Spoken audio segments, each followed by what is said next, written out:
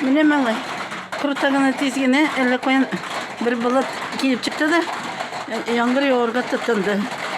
Yani kurutagana.